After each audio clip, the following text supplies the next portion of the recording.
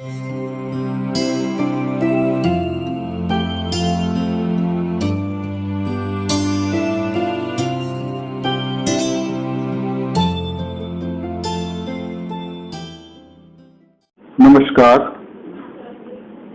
मैं आज आपको उन लोगों के कुछ ऐसी बातें बताऊंगा जो होम्योपैथिक डॉक्टर्स हैं, वो जानते हैं कि माइंड मेथड अच्छा होता है, पर मेंटल सिम्टम कैसे लिए जाएं, ये उनके सामने एक बड़ी समस्या होती है। तो ज्यादातर लोग उसको बार बार सवाल करके पूछते हैं कि ऐसा तो नहीं है, वैसा तो नहीं है, गुस्सा तो नहीं आता, फलाना फलाना ऐसे। तो हमको कुछ पूछना नहीं होता है, क्योंकि जो मरीज आपसे बात कर रहा है, इंसान, कोई भी इंसान, वो अपने स्वभाव के हिसाब से, जो उसकी वर्तमान मानसिक अवस्था है, उसके हिसाब से ही बात कर रहा है। तो उसी को हमें समझना है, उसी को हमें रिपोर्टरी की भाषा में कन्वर्ट करना है, यानी रूब्रिक बन जाएंगे।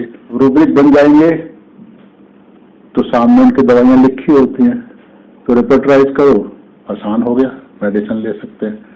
तो ऐसे कुछ टिप्स मैं आज दे दूंगा, पर इन टिप्स का मतलब ये नहीं है कि आपको इन्हीं टिप्स के सहारे चलना है। ये सब कुछ नहीं है, ये ऐसे ही है जैसे स्कूल में जाने वाला नर्सरी का बच्चा, उसको ABCD सिखा दो तो उसको भी लगता है कि वो कुछ पढ़ा लिखा है। जब आप इन टिप्स को यूज करोगे अपने क्लिनिक में, तो आपको बहुत बढ़िया रिजल्ट मिलेंगे। तब आपको लगेगा कि कितना आसान होता है ये और कितने बढ़िया रिजल्ट आते हैं।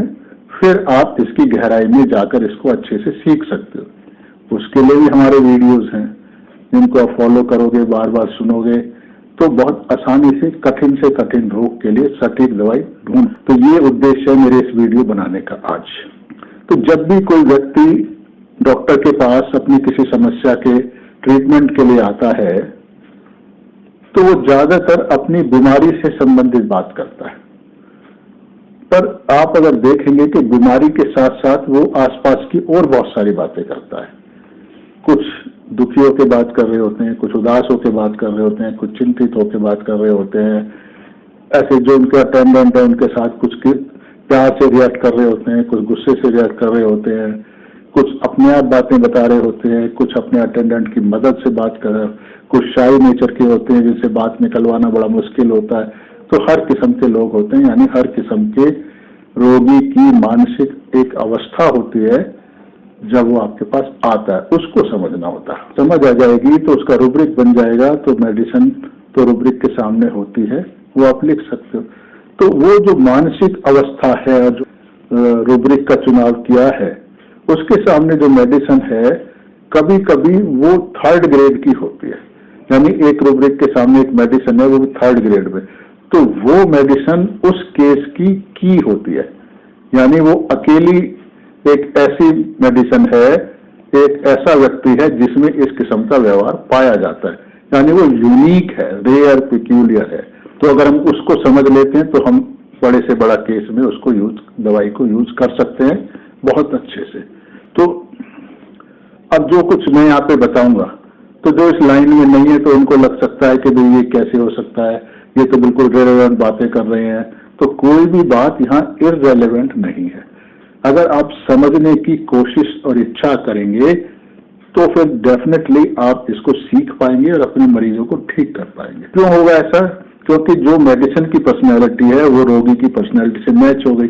मैच तो पर्सनैलिटी को करना होता है, ना कि उसके बुखार को, दस्त को, गैस को, स्किन कलर को, वगैरह वगैरह। तो वो पर्सनैलिटी नहीं होती है।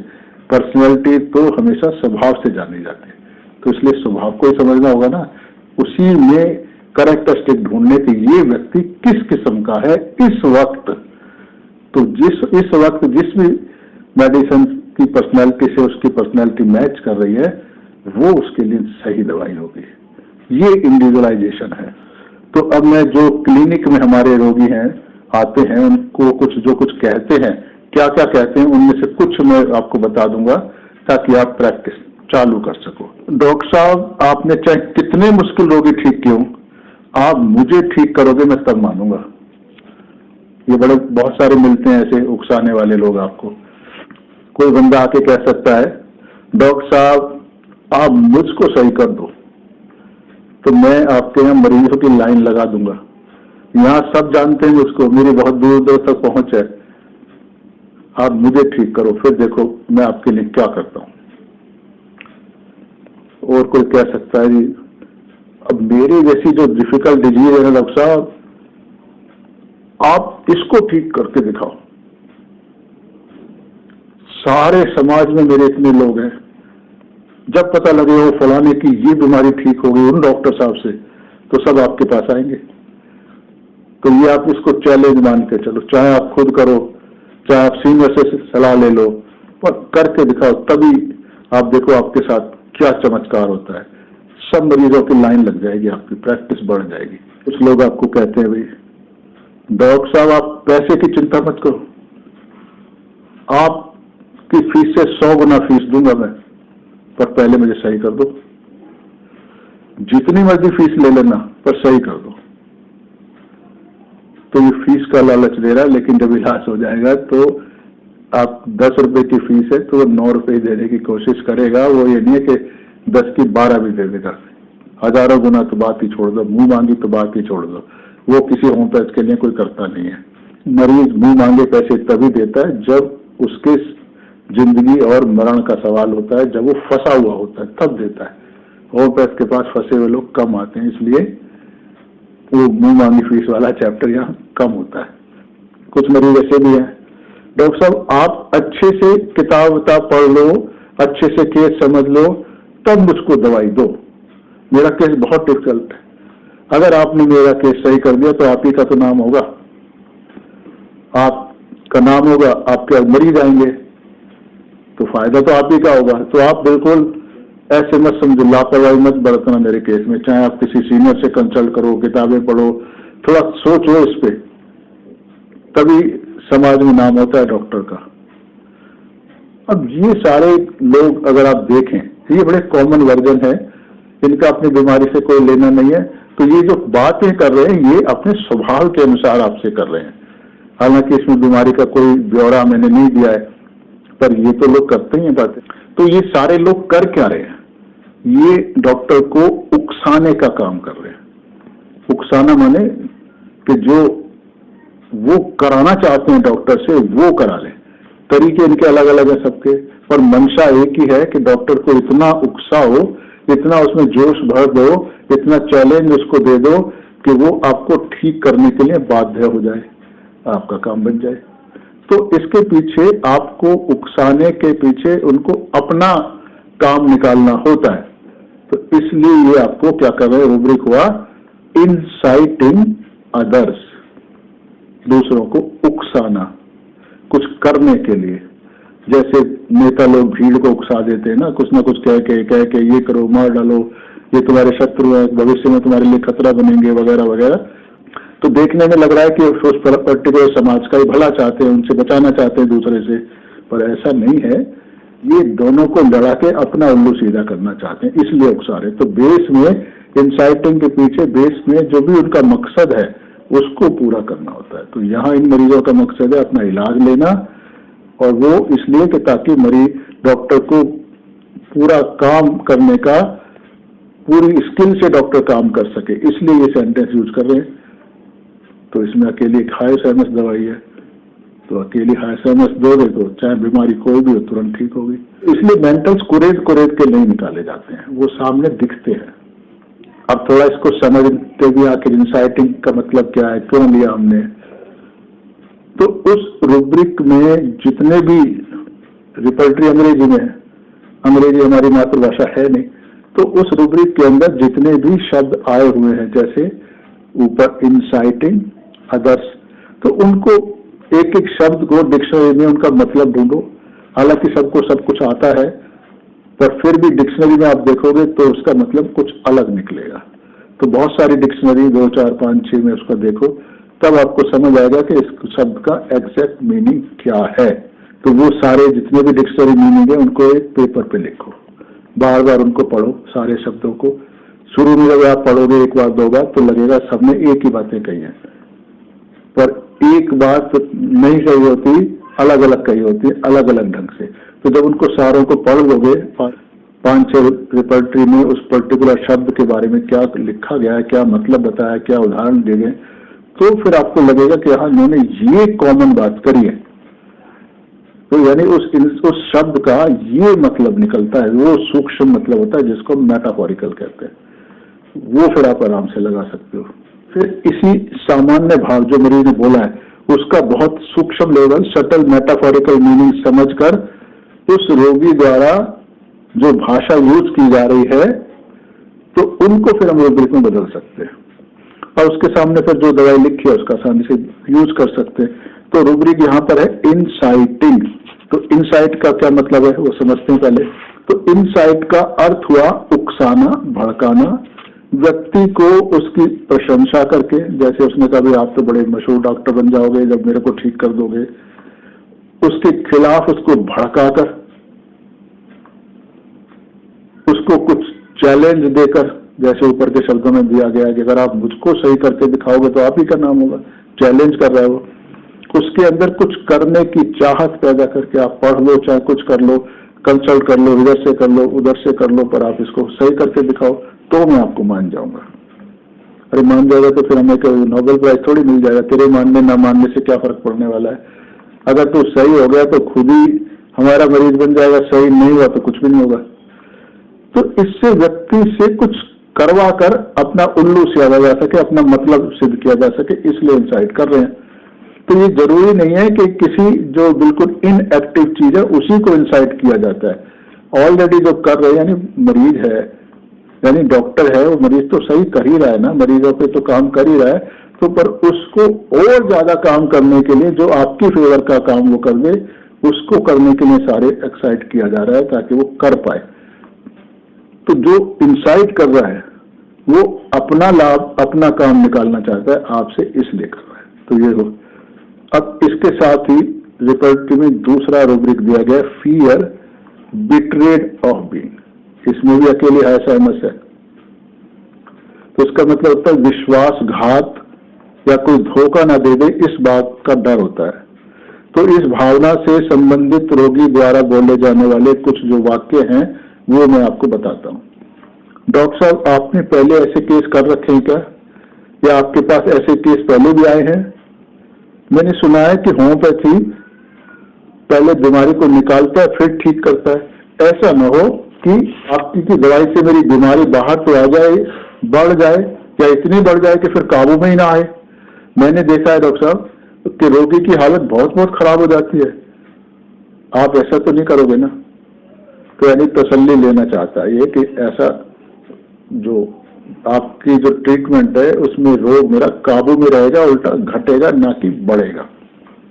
अगला और भी कुछ लोग कहते हैं, डॉक्टर साहब पहले हल्की दवाई देकर देख लो, एकदम से तेज दवाई मुझे मत देना कि भाई तेज से कुछ नुकसान ना हो जाए, दवाई कोई रिएक्शन ना कर जाए। तो यानी एक सतर्क है कि अगर रिएक्शन होगी तो क्या होगा, तेज दवाई से मेरे को हजम नहीं हुई तो क्या होगा। तो यानी डर दिमाग में बसा हुआ है। कुछ रोगी कहते हैं, डॉक्टर साहब आपकी दवाई ना गर्म तो नहीं है ना ज्यादा, मुझे गर्म दवाई बर्दाश्त नहीं होती है, गर्म दवाई खाने से ये हो जाता है वो हो जाता है, पेट में गर्मी हो जाती है, बवासीर हो जाती है, चक्कर आने वगैरह वगैरह, कुछ भी कंप्लेंट हो बता सकता है। तो वो इस वक्त तसल्ली मांग के आपसे कंफर्म कर लेना चाहता है कि आपकी दवाई से सिर्फ फायदा होगा, नुकसान नहीं होगा। कुछ और लोग कहते हैं, डॉक्टर साहब आप ना कोई सीनियर डॉक्टर से कंसल्ट कर लो फिर आप मुझको दवाई दो। अब पता नहीं कौन सी दवाई रिएक्शन कर जाए, अंदर अंदर क्या होता है, तो आपको मालूम थे ना सर, सीनियर से इसलिए कंसल्ट कर लो। यानी वो घबराया हुआ है कि ये नौसिखिया डॉक्टर है, सीनियर डॉक्टर से है नहीं, अनुभव इसको कम है, तो कहीं मेरे को उल्टा ही दवाई ना दे दे। तो इसलिए आपको उकसा रहा है कि सीनियर, यानी इनसाइट और फियर ऑफ बिट्रेट दोनों मिलकर है समझ बन गई। तो बड़ी सिंपल सी भाषा से रूब्रिक बनाए जा सकते हैं। कुछ मरीज कहते हैं, डॉक्टर साहब आपको बीमारी ठीक से समझ तो आ गई है ना, अगर आप पूरी तरह ही बिल्कुल कॉन्फिडेंट हो कि आप मेरी बीमारी को ठीक कर दोगे तो केस साथ में लेना। ऐसा ना हो कि बीमारी कुछ और हो और हम इलाज कहीं और करते रहें और अंदर ही अंदर बीमारी बढ़ती चली जाए, कुछ हो जाए। तो ये फिर एक डरा हुआ व्यक्ति है। कुछ लोग कहते हैं डॉक्टर मेरी बीमारी एकदम जल्दी से ठीक कर दो, ऐसी बीमारी बनी रही तो मेरी तो नौकरी चली जाएगी। तो यहाँ रोगी एकदम उसको लग रहा है कि ये तो मेरे हाथ से कुछ गया, छिन गया, नुकसान हुआ मेरा, तो इसलिए जल्दी बीमारी ठीक करना चाहता है। कुछ लोग और भी कहेंगे सर मैं अपनी बीमारी का इलाज नहीं करवाता क्योंकि इस बीमारी से मुझे ज्यादा परेशानी नहीं है, मेरा ये कोई नुकसान भी नहीं कर रही है, बीमारी कोई नुकसान नहीं कर रही है, पर आजकल डॉक्टर इतनी तेज दवाइयां देते हैं कि अंदर कुछ ना कुछ नुकसान तो कर देती हैं, तो इलाज से कोई और नई परेशानी ना खड़ी जाए, इसलिए मैं तो इलाज ही नहीं करवाता हूँ। कम से कम अभी मेरा हाल इस हालत में काम तो चल रहा है, इलाज से इससे ज्यादा भी गड़बड़ हो गई तो सब कुछ गड़बड़ा गया तो दवाइयों का कुछ नहीं पता होता कि कब क्या कर देंगी। तो ये भी उसको डर है, सभी में उसके दिमाग में एक डर है कि कहीं ऐसा ना हो जाए कि उसको नुकसान पहुंचाए, मतलब फायदे की बजाय नुकसान ना हो जाए, ये उसकी कॉमन फीलिंग है। इसी को सूक्ष्मता से अगर समझे तो रूब्रिक दिया गया फियर बिट्रेयल ऑफ विल, इसमें अकेली हाय सहमत है तो बड़ी आसानी से आप हाय सहमत सेलेक्ट कर सकते हो। तो अभी इसको थोड़ा सा एक्सप्लेन करते हैं कि क्या है।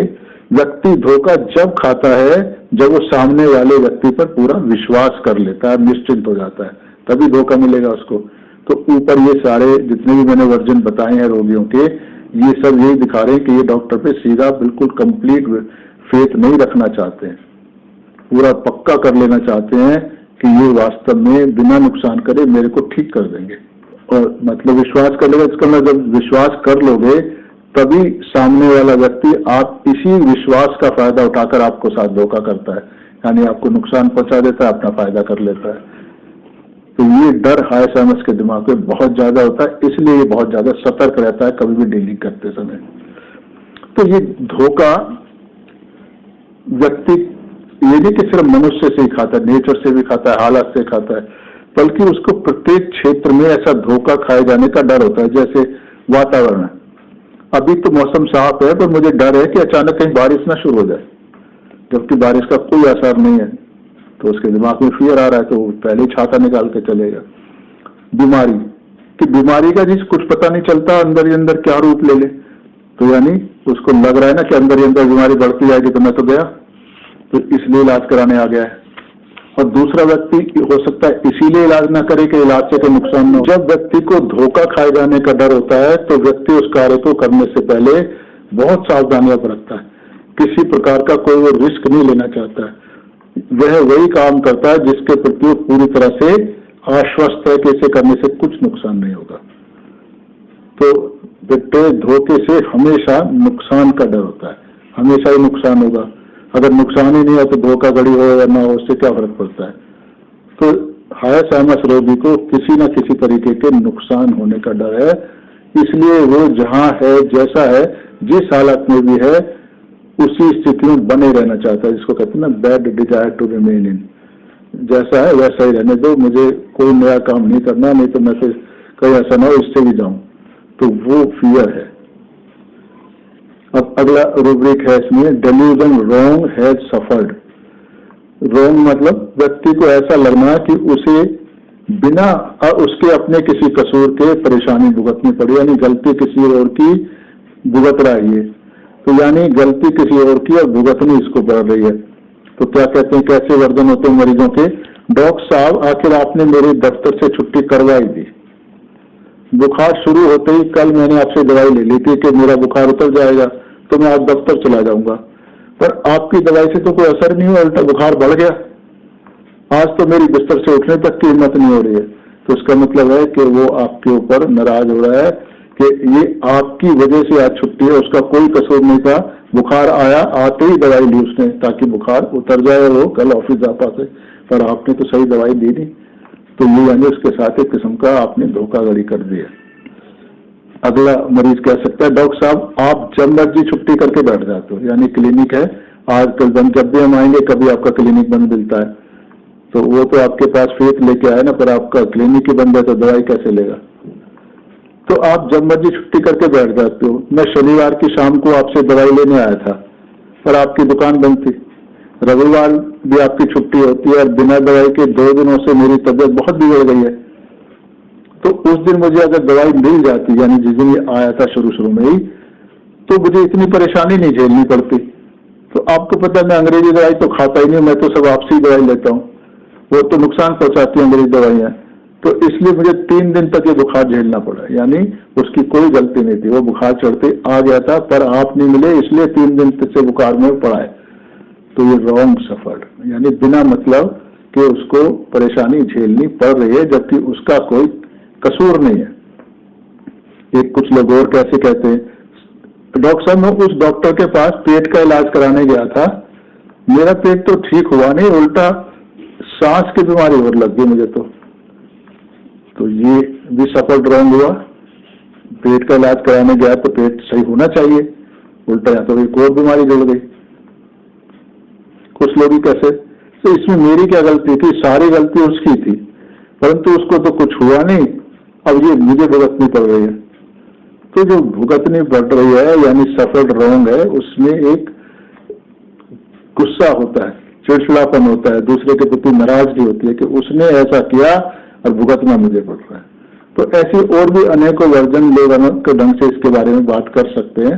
तो इसमें अकेली हाइसोमस दवाई है, तो बड़ी आसानी से आप हाइसोमस दे के उसका मरीज ठीक कर सकते हो। एक रूब्रिक है फियर एक्स्ट्रावेगेंस ऑफ। इसमें क्या होता है, एक्स्ट्रा माने बहुत ज्यादा, जरूरत से ज्यादा। तो इसमें किसी भी एक्सट्रीम का डर होता है, अतिशयता का डर होता है, जो एक सीमा से कोई चीज बढ़ ना जाए, ये डर इसके दिमाग में बना रहता है। चाहे वो सीमा से ज्यादा कोई भी चीज हो सकती है, समय हो सकता है, पैसा लग सकता है, बीमारी की सीवियरिटी हो सकती है, किसी का गलत बर्ताव हो सकता है, कुछ भी हो सकता है। तो वो अतिशयता नहीं चाहता है। तो क्या कहते हैं, डॉक्टर साहब इतने दिन हो गए जी, अभी तो कोई आराम आया नहीं, और कितने दिन और लगेंगे? यानी उसको लग रहा था 2 दिन में, 3 दिन में, 5 दिन में, जो भी उसका टाइम लिमिट था, इतने दिन में ठीक हो जाएगा।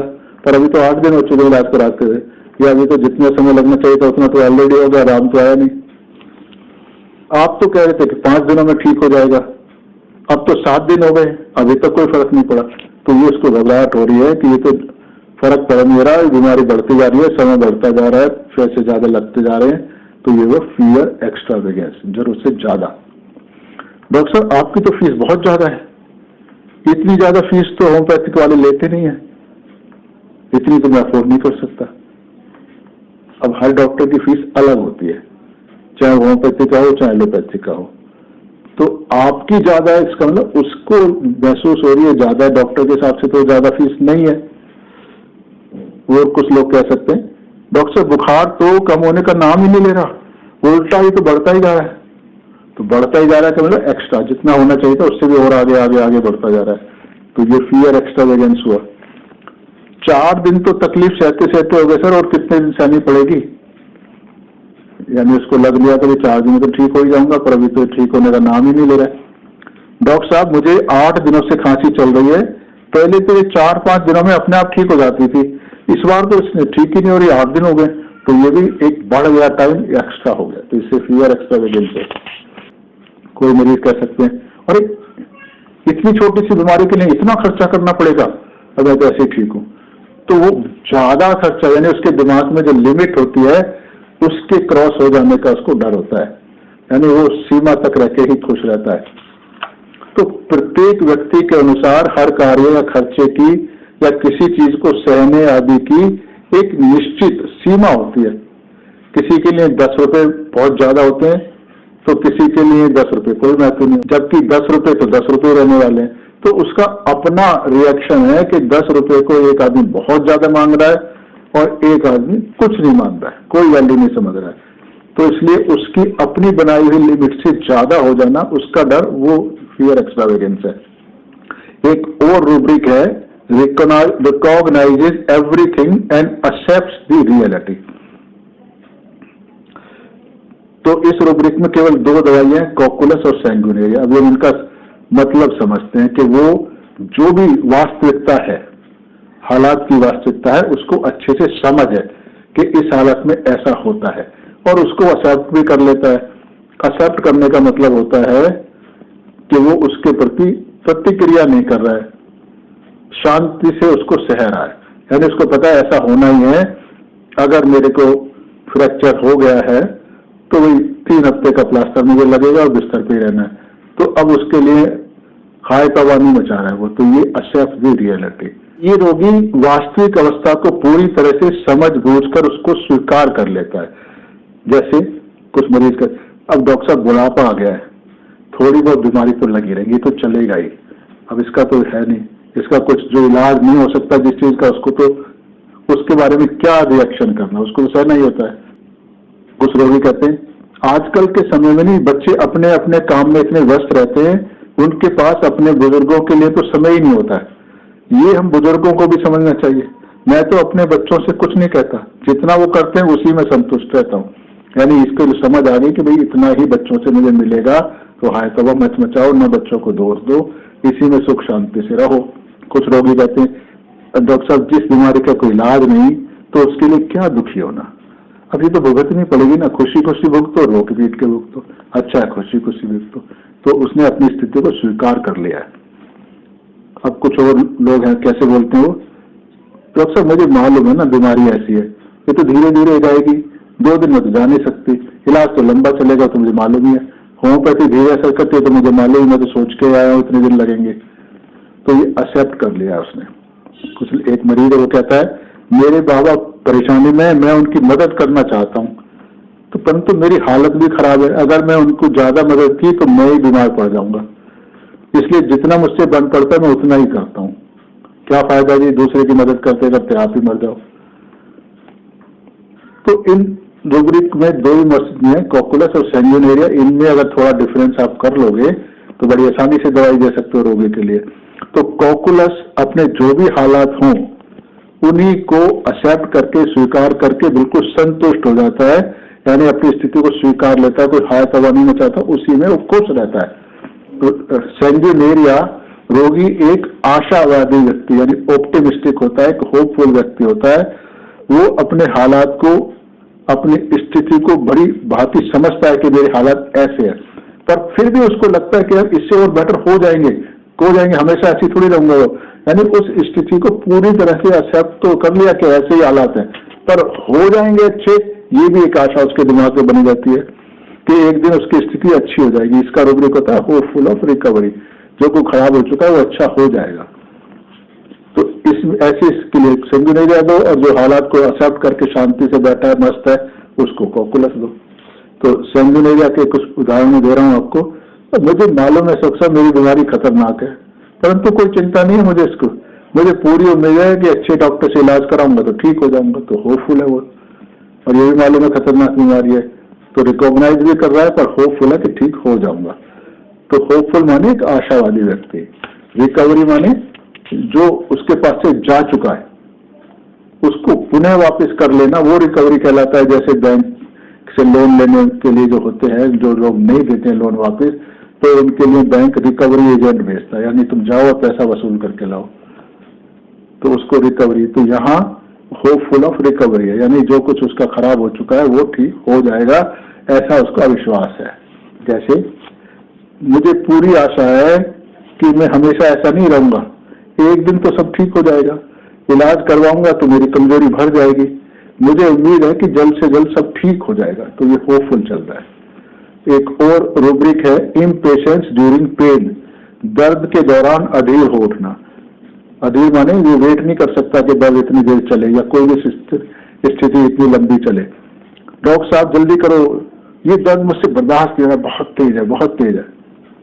और क्या कहते हैं, ये दर्द ठीक क्यों नहीं हो रहा है, बार बार इतना दर्द है, आप जल्दी सही करो इसको। फिर और कोई कह सकता है ओ डॉक्टर साहब इंजेक्शन लगा दो, जल्दी दर्द ठीक हो जाए, अब मैं और बर्दाश्त नहीं कर सकता उसको। तो मतलब उसको और ज्यादा लंबे समय तक नहीं सह सकता। उसे अगर मालूम है कि इंजेक्शन लगने के बाद 10 मिनट में इंजेक्शन का असर होके 10 मिनट बाद मेरे को रिलीफ आना शुरू होगा, पर वो तो इंजेक्शन लगते ही अरे और कितना होगा, इंजेक्शन भी लगा दिया, अब भी सही नहीं हो रहा है, पर इंजेक्शन की रिएक्शन ही 10 मिनट बाद होती है, तो 10 मिनट तक इंतजार नहीं करेगा, ये इम्पेशेंस होता है। और कब नहीं करेगा, जब वो तकलीफ में होगा। मतलब यह कि वो तकलीफ से जल्द छुटकारा चाहता है, उसके लिए बार बार प्रयास करता है। एक और रूब्रिक है impatience wants doctor to cure him immediately, मतलब कि वो ये चाहता है कि डॉक्टर उसको तुरंत ठीक कर दे। यानी मुंह से उसको कोई समस्या आपकी बताई गई तो तुरंत आप उसको समस्या से बाहर निकालो, कुछ इलाज करा दो। एक क्षण के लिए भी वो समस्याग्रस्त नहीं रहना चाहता, परंतु उसका समाधान चाहता है। समाधान नहीं मिलता तो खींचता है। तो डॉक्टर किसको कहते हैं हम लोग? क्योंकि ये नहीं कि कोई मरीज डॉक्टर के पास आके ही ये बात करेगा, वो घर में भी कर सकता है बात।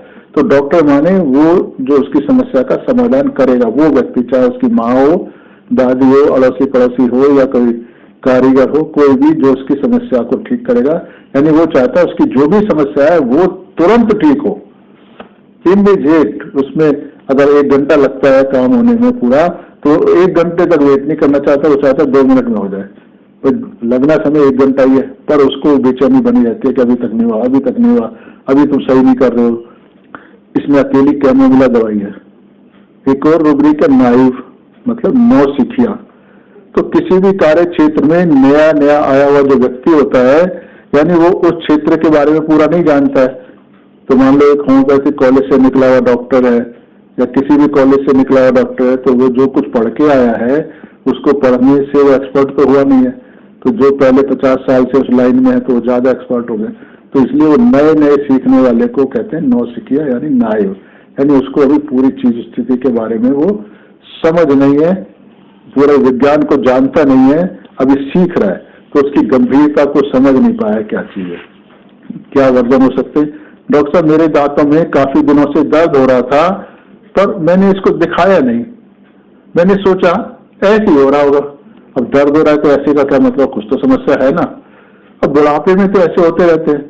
अब डॉक्टर बता रहे हैं तो कैंसर है, यानी उसको समझ नहीं आई बिल्कुल भी कि कैंसर है। तो इसको कहते हैं नौसिखिया। दांत निकालना पड़ेगा, मुझे क्या पता ऐसा दर्द कैंसर भी हो सकता है, यानी मुझे क्या पता। तो जरूरी नहीं है कि सब लोग मुझे क्या पता ही बोलेंगे, पर ये दर्शाता है कि उसको जो हालात है उसकी समझ ही नहीं है कि ये कितने गंभीर हालात है। कैंसर तो हो गया, उसको बता दिया डॉक्टर ने कैंसर है, तो वो कैंसर सुनकर भी घबरा नहीं रहा वो, क्योंकि वो जानता ही नहीं कि कैंसर कितनी खतरनाक डिजीज है, यानी नाइव है, नौसिखिया है, उसे पता ही नहीं लग रहा कि इतना खराब है। तो ये एक ऐसे व्यक्ति में एक नेचुरल सिंप्लिसिटी होती है, यानी वो चीजों को समझता नहीं है, जैसे लोग भोला भाला भी कह सकते हैं ऐसे। फ्रीवुलस, फ्रीवुलस का मतलब होता है जो बहुत गंभीर, जिन पे ध्यान देने की जरूरत है उनको ज्यादा ध्यान नहीं देना, उनको परवाह नहीं करना, बहुत लाइटली कुछ भी कैजुअली कर देना, उसको फ्रीवुलस कहते हैं। यानी उस चीजों की गंभीरता को गंभीरतापूर्वक ना लेना। जैसे एक रोगी है जिसे 20-25 दिनों से खांसी चल रही है, अब परंतु वो उसकी तरफ कोई ध्यान ही नहीं दे रहा है, इसलिए उसका कोई इलाज भी नहीं करवा रहा। डॉक्टर साहब अब जब आपके पास आ गया या कोई उसको पकड़ के ले आया, डॉक्टर साहब खांसी है, अरे इसका क्या इलाज कराऊं, ठीक हो जाएगी अपने आप ही कुछ दिनों में। तो ये इसलिए कह रहा है कि उसको उसकी गंभीरता का अंदाजा नहीं है कि 3 हफ्ते की खांसी हो सकता है, अस्थमा हो सकता है, टीबी हो, जांच कराई जाए। तो ये नाइव होता है, इसको समझ नहीं होती। अब मैं खांसी जुकाम का भी इलाज कराऊं, यानी खांसी जुकाम जैसे मामूली बात होती है, तो खांसी जुकाम रहेगी जब तो आगे टीबी अस्थमा बनता है, तो पर इसको नहीं ले पता लग रहा। और आगे कोई मरीज कहता है सर मुझे बीपी रहता है, पर मैंने बहुत दिन से चेक नहीं करवाया, कोई गोली भी मैं नहीं खा रहा हूं। तो आप उससे पूछते भी चेक क्यों नहीं कराया अभी तक, अगर तेरे को मालूम है बीपी रहता है, क्यों नहीं चेक करा के इसको निशान रखते उसके ऊपर। अरे अरे बीपी है, चलो करा लेंगे, इसमें क्या है जी डॉक्टर साहब, करा लेंगे, कोई नहीं, आप गोली तो खानी ना, गोली ऐसी दे दो। तो यानी उसकी गंभीरता का नहीं पता कि गोली कैसे दी जाती है, कि हाई जब बहुत ज्यादा हाई होगा तो क्या दिया जाएगा, मामूली से ज्यादा होगा तो क्या दिया जाएगा, या हो सकता है उसको बीपी नॉर्मली हो तो क्या दिया जाएगा। तो ये इनकी परवाह नहीं करता है, जिसको समझ नहीं होती है। आगे एक लड़की है, वो कह रही है तो मैंने मम्मी को बताया था मेरे चेहरे पर दाग हो गए हैं, अब मम्मी ने ध्यान नहीं दिया, इसलिए मैंने भी ज्यादा इस ओर ध्यान नहीं दिया, अब मेरे तो पेपर खत्म हो गए इसलिए मैं आपके पास आ गई हूँ। यानी मम्मी ने ध्यान नहीं दिया तो उसने भी ध्यान नहीं दिया। तो ये सब क्या है, फ्रीवुलस है। और एक लड़का है, ये 16 वर्षीय लड़का जिसे 15-20 दिनों से खांसी है, नाक बंद है, परंतु वो कोई इलाज नहीं करवा रहा है और ना ही कोई घरेलू नुस्खा आदि ले रहा है। तो इसकी माँ इसके साथ अपनी दवाई लेने के लिए आई हुई है, तो जब उसने अपनी दवाई ले ली, यानी माँ ने अपनी दवाई ले ली, तो इससे भी कहा तू भी दवाई ले ले। तो ये लड़का बिल्कुल चुप रहा, जैसे वो उसके लिए तैयार ही नहीं था, जैसे तो वो खांसी जुकाम को कोई खास बात नहीं मानता है, इसलिए तुम्हें खांसी दवाई की। तो ये फ्रीवलस हुआ। तो माँ के कहने पर वो धीरे धीरे से ही आधा अधूरा बोलता है, जैसे उसको ये सब बताना गैर जरूरी लग रहा है। फ्रीवलस कह रही ऐसी दवाई दी, तो माँ कह रही है चलो दे दो ऐसे। तो ये फ्रीवलस है, कोई सीरियसनेस नहीं है उसमें। तो हाइड थिंग्स एक और शब्द है। हाइड थिंग्स माने चीजों को छुपाना। तो अब छुपाएंगे क्यों? तो छुपाने में एक भाव दिखाने का भी होता है। तो इस ढंग से बोलेगा कि जैसे उसको बीमारी नहीं है पर बताना भी चाहता है कि है। तो ये अपनी कमजोरी या गलत भावनाओं को दूसरे से छुपाता है, मतलब दूसरों को पता नहीं लगने देना चाहता कि उसमें ये कमी है। जैसे किसी के चेहरे पर दाग है, उसके कारण उसको थोड़ा सा बुरा लगता है कि उतना अच्छा नहीं दिख रहा है, तो जब भी वो बाहर निकलता है तो अपने दागों पर कुछ हल्की क्रीम आदि लगा लेता है, जिससे उसके दाग बिल्कुल साफ ना दिखाई दे, यानी वह अपने दागों को दूसरों की निगाह से छुपा लेता है। ऐसी कोई सीक्रेट छुपा सकता है अपने बारे में। और रूब्रिक है, किसी के माथे पर दाने निकले हुए हैं और वो आगे से गंजा है या सिर के ऊपर से बाल हो गए हैं, तो अब वो अपने बालों को ऐसा स्टाइल बनाकर रखता है कि दाने या गंजापन छुपा रहे। तो किसी चीज की दूसरे से छुपाने में जो हाइड थिंग्स है उसमें बहुत गंभीरता नहीं होती, चलो पता लग गया तो लग गया, पर सीक्रेट बहुत गंभीर चीज होती है। यानी सीक्रेट ऐसी चीज को रखा जाता है जिसके खुल जाने से उसको कोई लॉस होने की संभावना है, यानी उसका बहुत कुछ बिगड़ जाएगा। तो सीक्रेट गहन चीज है, हाइड गहन चीज नहीं है। तो हाइड में तो जैसे अगर कुछ मजबूरी आई तो वो सामने सबको दिखा भी सकता है, बता भी सकता है, अरे पता लग जाएगा तो क्या होगा, लग गया तो लग गया। अब मुझे बिना बताए तो काम चलेगा नहीं, तो बताना ही पड़ेगा। तो पहले हाइड करने की कोशिश कर रहा था, भी नहीं चलेगा तो बताए थे, पर सीक्रेट वाला नहीं बताएगा तो उसकी जान चली जाए। तो वो तो हमेशा ये चाहेगा कि उसके, तो इस अंतर हमारे को देखने होते हैं कि मिलते जुलते जो शब्द हैं उनमें क्या अंतर है। तो एक रूब्रिक है लाफिंग स्पीकिंग में। अब कोई मरीज आएगा वो बहुत सीरियस नहीं होगा तो ऑब्वियसली उसके दिमाग में कोई टेंशन भी नहीं होगी, टेंशन नहीं होगी तो बात को हंसी मजाक में उड़ाएगा। थोड़ा छुपा रहा है बात को, कभी ये तो लग रहा है गलती करी है, उसकी गलती की वजह से बीमार है, पर वो बताना भी चाहता है डॉक्टर को, पर उस ढंग से नहीं बताना चाहता है कि डॉक्टर उसी के ऊपर चढ़ जाए। तो जैसे डॉक्टर साहब पेट खराब हो गया, अरे डॉक्टर पूछता तुमने क्या कुछ उल्टा सीधा खाया होगा था? अरे यार डॉक्टर साहब क्या, और कुछ खा लिया होगा क्या। अब बच्चों के साथ देखो जाते हैं तो कुछ ना कुछ तो खाया ही जाता है ना जी। तो मतलब वो ये समझ रहा है कि खा लिया है, गड़बड़ मैंने कर ली है, और डॉक्टर उसको डांटे नहीं, कुछ ना करे, तो इसलिए उसको इस अंदाजे में बता रहा है कुछ खा लिया होगा डॉक्टर साहब, उसमें क्या, बच्चे हैं खा ही लेते हैं, उनके साथ नहीं खा जाओ, उनके साथ जाओगे तो खाना ही पड़ता है। तो ऐसे तो सीधे सीधे नहीं बता रहा कि उसने बाजार से कुछ खाया जिससे उसका पेट खराब हुआ है, तो इसलिए इसको बोलते हैं लाफिंग स्पीकिंग वैन। एक और रूब्रिक एक है नेकेड वांट्स टू बी, मतलब उसकी ये मजबूरी है कि वो नंगा हो जाए, यानी नंगा हुए बिना काम नहीं चलेगा। हालांकि इसका मतलब है कि नंगा होना नहीं चाहता है वो उसकी मजबूरी है, कभी काम उस काम को नहीं करा तो वो हो ही नहीं पाएगा, तो इसलिए नंगा होना ही पड़ेगा। यानी अपने जो पर्सनल सीक्रेट्स हैं वो डॉक्टर के सामने रखने ही पड़ेंगे, उसमें शर्मिंदगी के कारण छुपा नहीं सकते। तो नंगा होने का मतलब ये नहीं कि वो अपने पहने हुए कपड़े उतार देता है, वो कपड़े नहीं उतारता है, बल्कि नंगा माने जैसे कहते हैं वो तो नंगा आदमी है। तो नंगा आदमी का मतलब है कि वो कोई भी शर्म लिहाज कुछ नहीं है उसके अंदर, तो उसको तो कपड़े उतारने से नंगेपन का कोई लेना देना नहीं है। कपड़े पहने हुए आदमी को भी हम नंगा कहते हैं। तो यहाँ नेकेड माने कि जो उसने अभी तक अपने मन में छुपा रखा था कि ये मैं किसी को नहीं बताऊंगा, अब जब इलाज कराने आया है तो अब उसको नहीं बताया तो फिर दवाई नहीं मिल पाएगी अच्छी सी, तो इसलिए उसके सामने मजबूरी है कि सब कुछ मैं खोलकर डॉक्टर साहब को बता दूं। तो इसलिए वो अपनी बातें बताता है कि नहीं बताया तो काम नहीं चलेगा, इसलिए बताता है। यानी वांट्स माने उसकी मजबूरी है वैसा करने की। अब कैसे बोलते हैं रोगी, अब डॉक्टर साहब आपसे क्या छुपाना, आपको तो कुछ सच सच बताना ही पड़ेगा, नहीं तो फिर मेरा इलाज कैसे होगा। अर्थात मतलब बिना उसको सब कुछ बताए दवाई मिलेगी नहीं, इसलिए उसको नेकेड होना उसकी मजबूरी है, इसलिए वो सब कुछ बता देना चाहता है, वांट्स। कुछ रोगी ऐसे बोलते हैं, डॉक्टर साहब असलियत में बात ये है ना जी, मैं अब आपको सच सच बताता हूँ।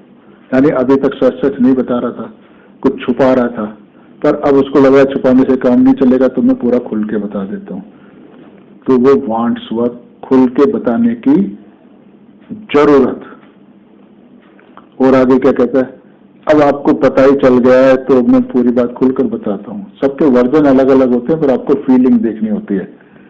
तो भी सर मेरे पेनिस पे कुछ फुंसी सी हो गई है, थोड़ी लाली भी हो गई है, तो अब ये तो फुंसी है, पर जो जिस वजह से हुई है वो ये डॉक्टर्स के सामने नहीं लाना चाहता है। तो पूछता है, आप कहीं इधर उधर कुछ गलत जगह गए थे क्या? अरे नहीं नहीं, मैं तो कहीं नहीं गया, अपने आप ही हो गई है। पर आपको मालूम है कि अपने आप नहीं होती है, तो इसलिए, पर ये तो गोनोरिया है जो गलत जगह जाने से होता है। इतना सुनते ही थोड़ा रोगी घबराया कि इसको तो पता लग गया है, तो जैसे तो बिना बताए काम नहीं चलेगा। अब वो एक्सेप्ट करता है कि हाँ गोनोरिया है। डॉक्टर रोगी, अरे वो मेरा दोस्त है ना, कहने लगा मैं तुझे अपने दोस्त के पास ले चलता हूँ। अब वो गलत औरत नहीं है, बस मैंने उसी के साथ एक बार किया था, मुझे क्या पता है वो, मैं तो उसको हाई स्वैप समझाता। यानी ये दिखाना चाहता है कि वो कोई गलत व्यक्ति नहीं है, उसने एक आध बार ये समझ के किया कि वो सही औरत है, पर इसको तो गोनोरिया हो गया, यानी तो खराब औरत निकली। अपने सीक्रेट को आपके सामने रखना इसकी मजबूरी हो जाता है कि नहीं रखा तो काम चलेगा नहीं। तो इस केस में ही मैं उससे पूछता भी, उस औरत को ये बीमारी पहले से लगी हुई है ना, मतलब वो और आदमियों के साथ भी ये सब करती रहती है। अब उसके पास तो बचने का कोई चारा नहीं बचा ना मरीज के पास, तो उसको लगता है अब तो मुझे सही से बताना पड़ेगा, डॉक्टर को तो सब मालूम है। तो रोगी, डॉक्टर साहब मुझे पहले पता नहीं था कि उसके पास और भी लोग आते रहते हैं, नहीं तो मैं जाता नहीं, मैंने तो यही समझा था कि वो घरेलू महिला है, मुझे तो बाद में पता चल लगा ये तो उसका रोज का काम है। मतलब अब उसको पहले ये सब बातें नहीं बताना चाहता, पता उसको पहले भी होगा। यहाँ पर रोगी अपनी गलत हरकत को डॉक्टर से छुपाने का काम कर रहा है, यानी हाइड कर रहा है, पर पूरी कोशिश कर रहा है कि ना बतानी पड़े। पर जब उसको ऐसे लगता है कि अब तो सच्चाई बताए बिना उसको दवाई नहीं मिल पाएगी, तो वो धीरे धीरे अपनी सच्चाई को खोलता है, बताता है, नेकेड होना चालू करता है, नेकेड वांट्स टू बी। तो अकेली बेलाडोना दवाई है। लाफिंग स्पीकिंग, बोलते समय हंसता रहता है। जब वो बोलते समय हंसता है तो वो हंसी का जो प्रयोग है अपनी इंटेंशन को छुपाने के लिए करता है, इसलिए हंस रहा है। कि जैसे कहते हैं ना, क्यों मुस्कुरा रहे हो इतना, क्या है गम जो छुपा रहे हो। यानी उसको लग रहा है गम छुपाने के, वो गमगीन ना दिखे, दुखी ना दिखे, इसलिए मुस्कुराया जा रहा है ताकि लोग समझा रहे बड़ा खुश आदमी है। तो कुछ छुपाने के लिए ही ये लाफिंग स्पीकिंग वाला रूब्रिक बनता है। तो आगे मरीज क्या कह सकता है, डॉक्टर साहब मुझे काफी दिनों से बीपी है। ये बात थोड़ा सा हंस कर कहता है मरीज, तो क्या दवाई खा रही हो? अरे भाई डॉक्टर साहब क्या दवाई। तो यहाँ पर उसको ये एहसास हो रहा है कि दवाई ना खाकर या बीपी को चेक नहीं करवाया तो उसने कोई गलत काम किया। अब डॉक्टर उसको लापरवाही समझेंगे, तो अपनी इसी कमजोरी को छुपाने के लिए वो हंसते हुए कहती है, अब बात ये है ना डॉक्टर साहब, अब मैंने काफी दिनों से तो गोली खाई नहीं है, नहीं चेक कराया है। तो वो हंस कर इस बात को टाल देती है, कहते हाँ मैं आगे से कराया करूंगी, आगे से कराया करूंगी। आगे कुछ और मरीज कह सकते हैं, डॉक्टर साहब बात ये है, मैं हवाबाजी में उस दिन बिना स्वेटर पहने बाइक लेकर निकल पड़ा। अब ये सब हंसते हुए कह रहा है क्योंकि उसको लग रहा है कि डॉक्टर इसकी बेवकूफी पर हंसेगा, इसलिए वो हंसकर अपनी इस बात की गंभीरता को कम कर रहा है। तो बाइक पे निकल पड़ा, तभी से मुझे खांसी हुई है। व्यक्ति जब हंसता है तो बहुत खुश हो रहा होता है, परंतु इस रूब्रिक के आगे बेलाडोना दवाई लिखी हुई है जिसके अन्य लक्षणों से इस रूब्रिक का मिलाकर ही इसको हंसने की वजह समझी जा सकती है, एक रूब्रिक लेके नहीं समझी जा सकती। तो ऐसा ही प्रत्येक रूब्रिक के लिए लागू होता है, किसी भी रूब्रिक की व्याख्या को अकेले अकेले नहीं समझा जा सकता। उसके ऐसा करने की वजह अन्य रूब्रिकों में छुपी होती है जो कि हर औषधि में अलग अलग होते हैं। एक रूब्रिक होता है हिपोक्रेसी, पाखंड, दोहरा चरित्र, भेड़ की खाल में भेड़िया। तो ये व्यक्ति वास्तव में खराब है और ये अच्छे से जानता है कि उस इस प्रकार के स्वभाव को समाज अच्छा नहीं समझता है। अगर उसका ये वास्तविक स्वरूप सबके सामने आ गया तो उसका ही नुकसान होगा और वो अपने उद्देश्य को पूरा नहीं कर पाएगा। इसलिए ही वो दोहरे चरित्र का सहारा लेता है। वो ऐसे गुण अपने ऊपर ओढ़ कर रखता है जिन्हें समाज अच्छा समझता है, इसलिए वह समाज में घुल मिलकर अपना काम निकाल लेता है।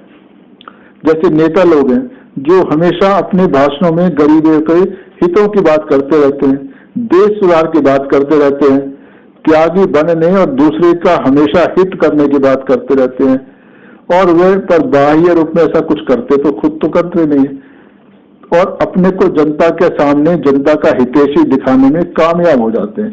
तो जबकि वास्तव में वो हमेशा अपना ही हित साधने में लगे रहते हैं। तो हिपोक्रेसी में वो ऐसा बर्ताव दिखाता है जिसको देखकर सामने वाले समझे ये तो बड़ा अच्छा आदमी है, ये तो अपना ही आदमी है। तो पर उस किस्म का बर्ताव उसके अपने लाभ के लिए होता है। जैसे एक नेता अभी अभी शराब बंदी पर बहुत सारा भाषण देकर आ रहा है और शराब बहुत ही खराब है, इसको पीने से ये नुकसान हो जाता है, वो नुकसान हो जाता है, इसलिए आपको शराब से दूर रहना चाहिए। परंतु घर आते ही वो शराब की बोतल खोल के बैठ जाता है। तो जब कोई उसको याद दिलाता है कि अभी अभी तो आप शराब की बुराइयों पर भाषण दे रहे थे और अब खुद पी रहे हो, वो कहता है यार उपदेश दूसरों के लिए होते हैं, अपने लिए थोड़ी होते हैं। ये क्या बात कर रहा है। तो यानी वो अब उस सेफ जोन में आ गया जहां उसको इस बुराई से के बारे में पता भी लग जाए तो कुछ नुकसान नहीं होगा, पर पब्लिक में वो ये नहीं करेगा। एक महिला है जो अपने जानकार डॉक्टर से दवाई लेना चाह रही है क्योंकि वो जानती है कि ये डॉक्टर बहुत अच्छी दवाई देता है, यानी अच्छा डॉक्टर है। परंतु काफी दिनों से इस महिला और डॉक्टर के बीच में कोई खास जान पहचान बची नहीं है। समय के हिसाब से सब खत्म हो चुका है। तो इसलिए वो उसकी खास जानकार होने का नाटक करती है जिससे कि उसको अच्छी दवाई मिल सके, यानी डॉक्टर फंस जाए कि ये तो अपनी जानकार है तो अच्छी दवाई दूं। तो क्या कह रही है, डॉक्टर साहब आप तो मेरे अपने हो, जब मैं मुसीबत में होती हूँ तो आप ही ने तो मुझे सहारा देकर निकाला है। मैं तो सबसे कहती हूँ कि आपकी दवाई मुझे लगती है, मैं तो आपकी बिल्कुल बड़ी बहन जैसी हूँ, बड़ी भाभी हूँ, और आपको तो मेरे पति कितना मानते थे, आपसे तो मेरे कितने रिश्ते हैं। यानी ये सब रिश्ते का तो उसको कोई गहनता है नहीं, पर इन सब की याद दिलाकर वो मेरे से दवाई ले लेना चाहती है, यानी अपना काम निकालना चाहती है, इसलिए इसके संकट बिहेवियर कर। ये है हिपोक्रेसी। जबकि वास्तविकता ये है कि जब वो ठीक होती है तो डॉक्टर से कोई बात ही नहीं करती है और अब अपने लिए उचित दवाई पाने के लिए हर प्रकार के अच्छे संबंध होने का वो नाटक कर रही है। तो यही आडंबर है, यानी हिपोक्रेसी है। फॉस्फोरस अकेली दवाई होती थी पहले, अभी तो बहुत सारी हो गई है। अफेक्टेशन माने एक आडंबर ही होता है ये। तो अफेक्टेशन का व्यक्ति अपने को ज्यादा अच्छा दिखा रहा है जो कि वास्तव में वो है नहीं। तो उसमें किसी का काम वाम निकालने की कोई आवश्यकता नहीं, बस अपने को अच्छा प्रेजेंट करने की जरूरत है उसको।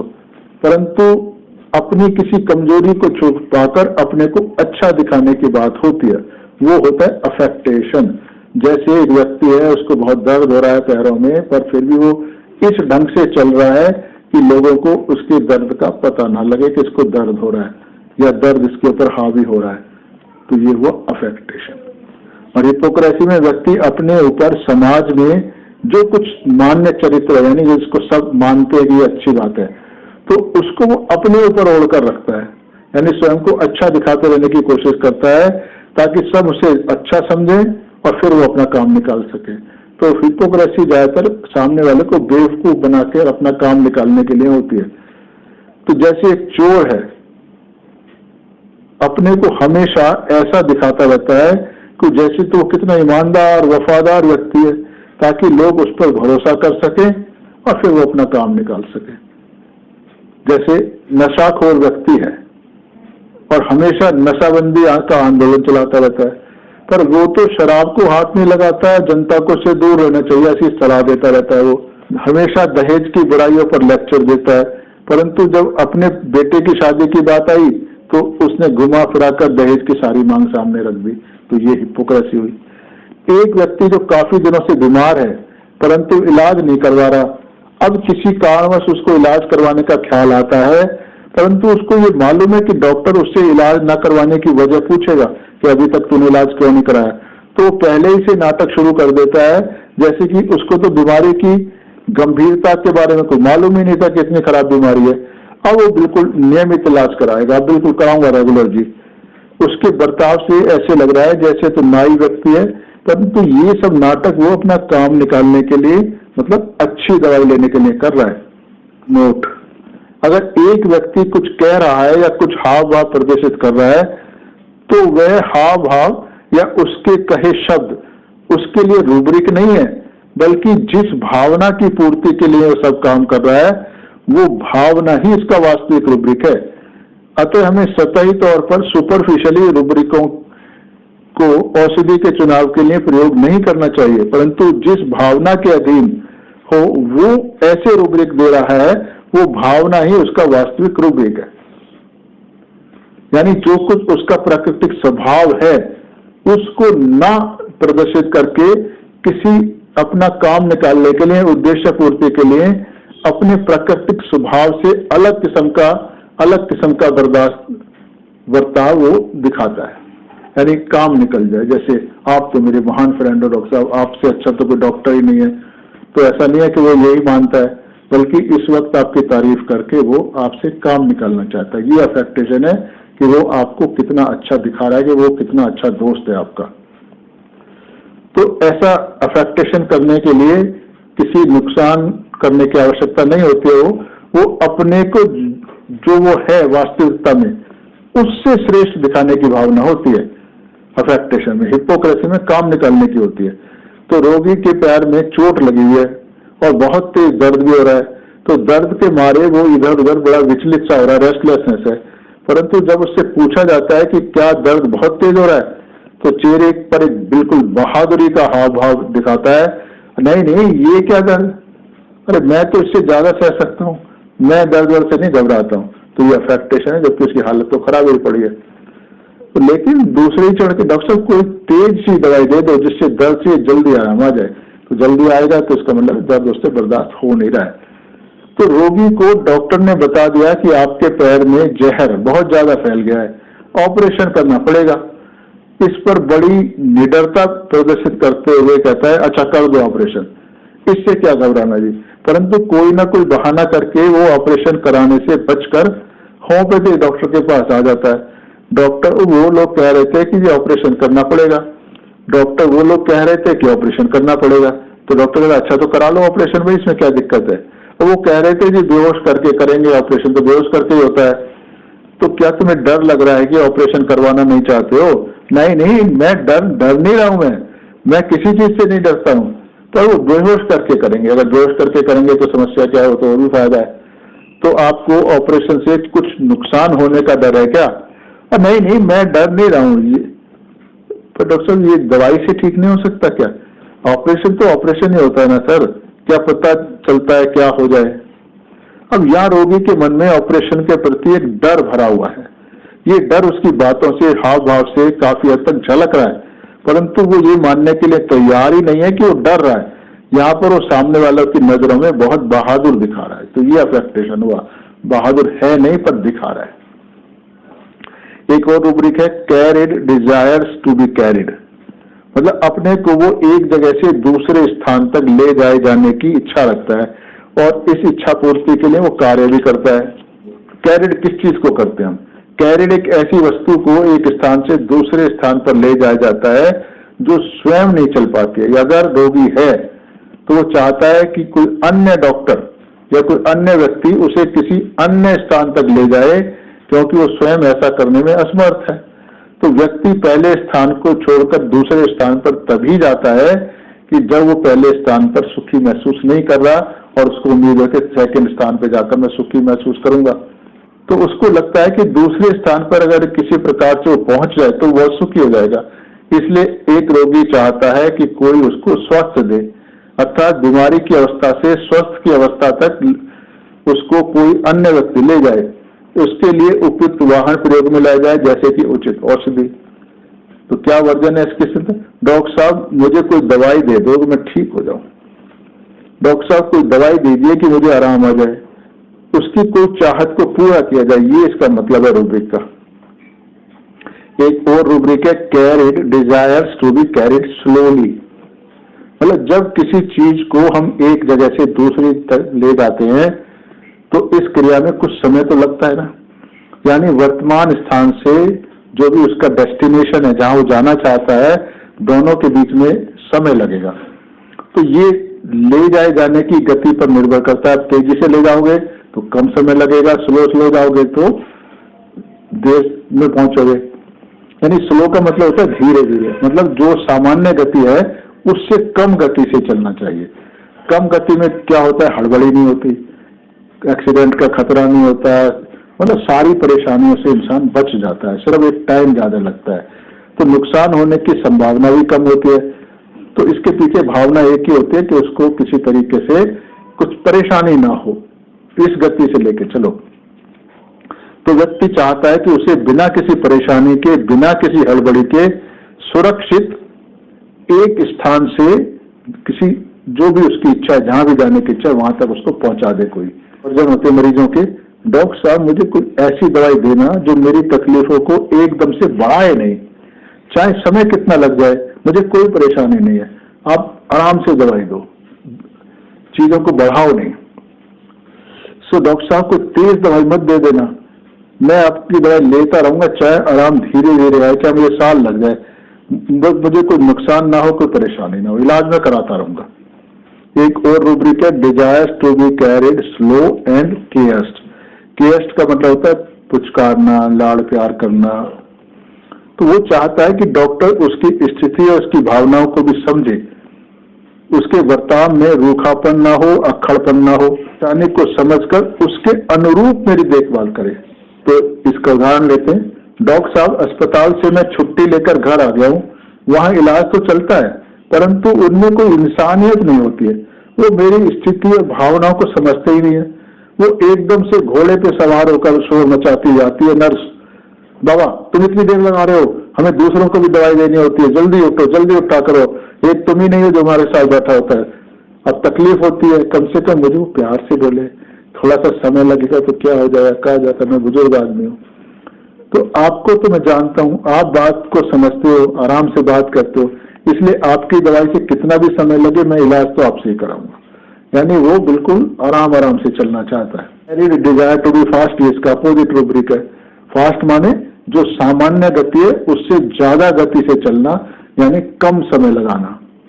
तो व्यक्ति की इच्छा है कि उसको सामान्य गति से बहुत ज्यादा तीव्र गति से अपने गंतव्य तक ले जाया जाए। जब ऐसा किया जाता है तो उसमें फिर असुविधा ज्यादा होती है और नुकसान होने की संभावनाएं भी ज्यादा होती है, परंतु व्यक्ति इनके मुकाबले अपने गंतव्य पर ज्यादा जल्दी पहुंचने की इच्छा रखता है।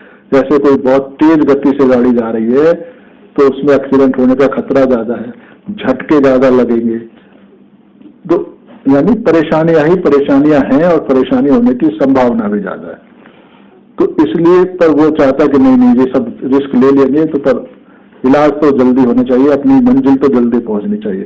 तो क्या कहता है मरीज, डॉक्टर साहब बुखार बहुत तेज है, कोई ऐसी दवाई दो कि एकदम से उतर जाए। अब जो कि जानते हैं लोग एकदम से उतर बुखार उतारना अच्छा नहीं होता है, रोगी भी जानता है, पर वो ऐसा कह रहा है। डॉक्टर साहब आपके पास जो तेज से तेज दवाई है वो दे दो, मैं ज्यादा दिन इलाज नहीं करवा सकता हूँ, मेरे नेचर में ही नहीं है ये।